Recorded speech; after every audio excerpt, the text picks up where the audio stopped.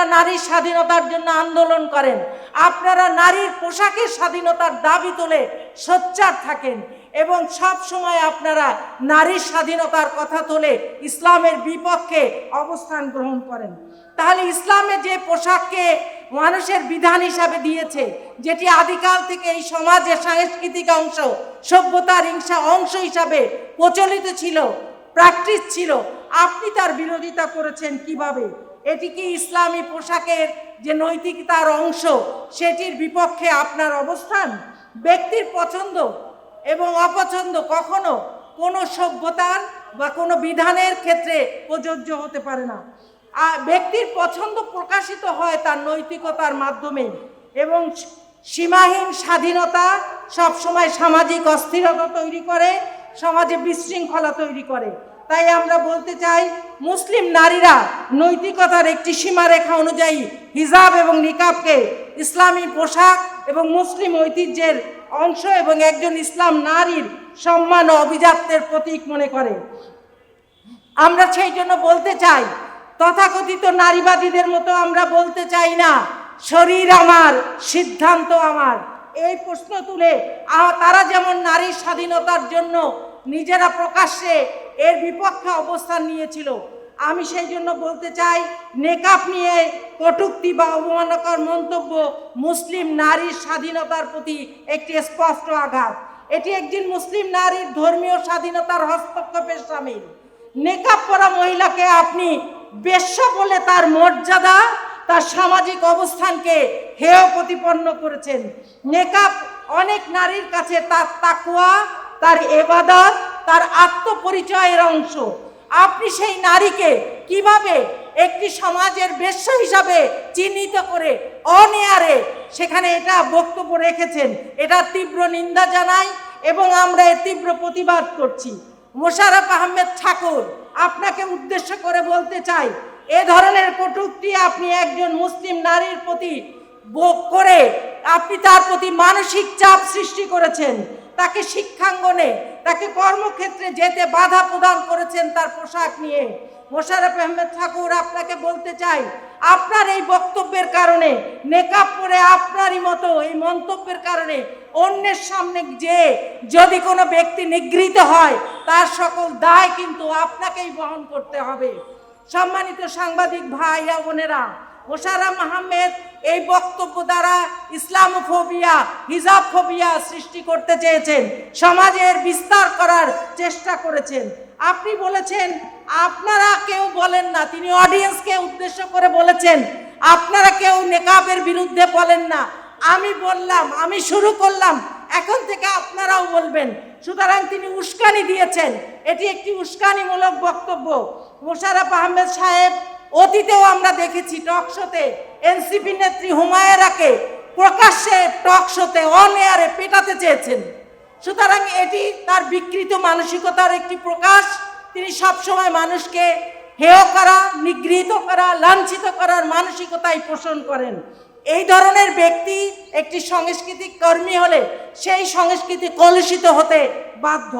সাংবাদিক ভাইরা, এই উস্কানিমূলক বক্তব্য যা বাংলাদেশের স্থিতিশীল পরিবেশকে নষ্ট করবে, যা বাংলাদেশের স্থিতিশীল সামাজিক ধর্মীয় পরিবেশকে হুমকির সম্মুখীন করবে।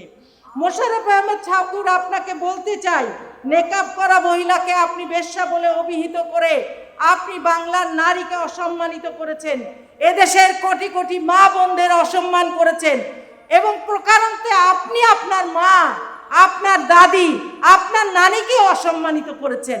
আপনি যদি মুসলিম পরিবারের সন্তান হয়ে থাকেন, অবশ্যই আপনার উত্তরসূরিদের মধ্যে নিশ্চয়ই নেকাব পরা, হেজাব পরা মহিলারা ছিলেন, আছেন। ইমাম গাজ্জালী রহমতুল্লাহ আলাইহির একটি কথা উল্লেখ করতে চাই, দ্বীনের অনুসরণ ছাড়া আত্মার পরিশুদ্ধি অর্জন করা যায় না। তাই এই অনুসরণ ছাড়া সামাজিক শালীনতা, মর্যাদা, এই যে অবস্থান নারীর, সেটির মাধ্যমেই একজন মুসলিম নারীর তার আত্মিক পরিশুদ্ধি অর্জন করে থাকেন। আল্লামা ইকবাল বলেছেন, নারীর মর্যাদা রক্ষিত থাকলেই জাতির আত্মমর্যাদা বেঁচে থাকবে। সম্মানিত ভাই ও বোনেরা, তাই বলতে চাই, যে ব্যক্তি একটি মুসলিম নারীর আত্মসম্মানের উপর আঘাত এনেছে, তার আত্মমর্যাদাকে অসম্মানিত করেছে, যাকে সমাজের মুখে একটি প্রশ্নবিদ্ধ করেছে, যার সামাজিক স্ট্যাটাস আভিজাত্য এবং সভ্যতাকে বিঘ্নিত করেছে। সকলের কাছে তাই আহ্বান জানাচ্ছি, জাতির আত্মমর্যাদা রক্ষায় এই ধরনের ব্যক্তিদেরকে সামাজিকভাবে বয়কট করুন, তাদেরকে টিভি টকশোতে বয়কট করুন, তাদেরকে সামাজিক অনুষ্ঠানে বয়কট করুন। তার পরিবারের যারা হিজাব নেকাব পরা আছেন তাদেরকেও বলবো এই ধরনের ব্যক্তিকে আপনারা বয়কট করুন, যাতে করে সমাজের এই বিশৃঙ্খলা তৈরি হতে না পারে, সমাজ একটি শান্তিপূর্ণ সহ অবস্থানের মধ্য দিয়ে যেতে পারে, সেটি যেন কখনোই বিঘ্নিত হয় না। আমরা আবারও এই কথার তীব্র নিন্দা ও প্রতিবাদ জানিয়ে এবং এই ধরনের ব্যক্তিদেরকে সামাজিকভাবে বয়কট করার আহ্বান জানিয়ে আমার বক্তব্য শেষ করছি। আসসালামু আলাইকুম, সকলকে অসংখ্য ধন্যবাদ। বিসমিল্লাহির রহমানির রহিম। প্রিয় সাংবাদিক ভাই ও বোনেরা এবং উপস্থিত আমার সহযোদ্ধা বোনেরা, আসসালামু আলাইকুম। আমরা সবাই জানি নেকাব একটি পরিচিত শব্দ। নেকাব আবহমান বাংলার একটি পরিচিত সাংস্কৃতিক আবরণ।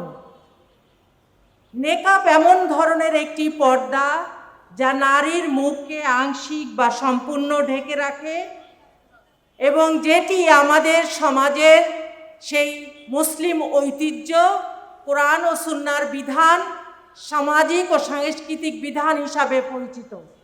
প্রাচীন আরব সমাজে অভিজাত ও সম্মানিত নারীরা মুখ ঢেকে চলতেন।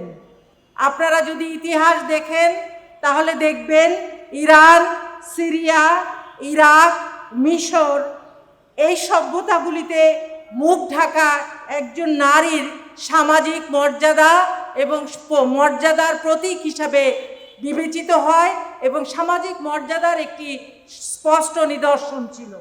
আপনারা দেখবেন সেই সমাজে এটি ছিল একটি ধনী এবং সম্ভ্রান্ত নারীদের তাদের আভিজাত্যের স্ট্যাটাসের একটি সিম্বল।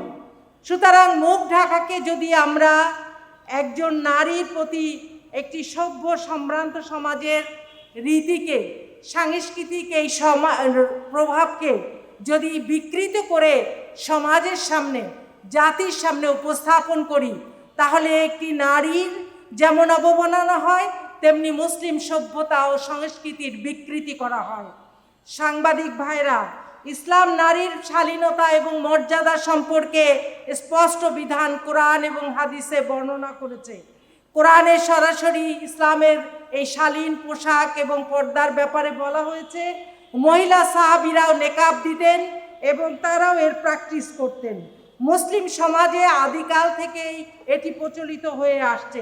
সুতরাং আমরা এই মোশাররফ আহমেদ ঠাকুর, যিনি মুসলিম বলে নিজেকে দাবি করেন, তিনি কোন বিশ্বাসের থেকে এই কথাটিকে এইভাবে বিকৃত করে অন এয়ারে এইভাবে উপস্থাপন করেছেন? তাহলে হিজাব নেকাব যে একজন নারীর শালীনতা, সভ্যতা, মর্যাদা, তার স্ট্যাটাসের প্রতীক, মুসলিম নারীর একটি ধর্মীয় বিধানের অংশ, আপনি কি তা অস্বীকার করছেন? অস্বীকার যে করছেন সেটা তো আমরা আপনার বক্তব্য থেকেই বুঝতে পারি। আপনারা সুশীলরা, আপনারা যারা সাংস্কৃতিক কর্মী, উনি নিজেকে সাংস্কৃতিক কর্মী বলে পরিচয় দেন। সাংস্কৃতিক কর্মী যারা আপনারা সুশীল সমাজ, নারীর স্বাধীনতার কথা বলেন।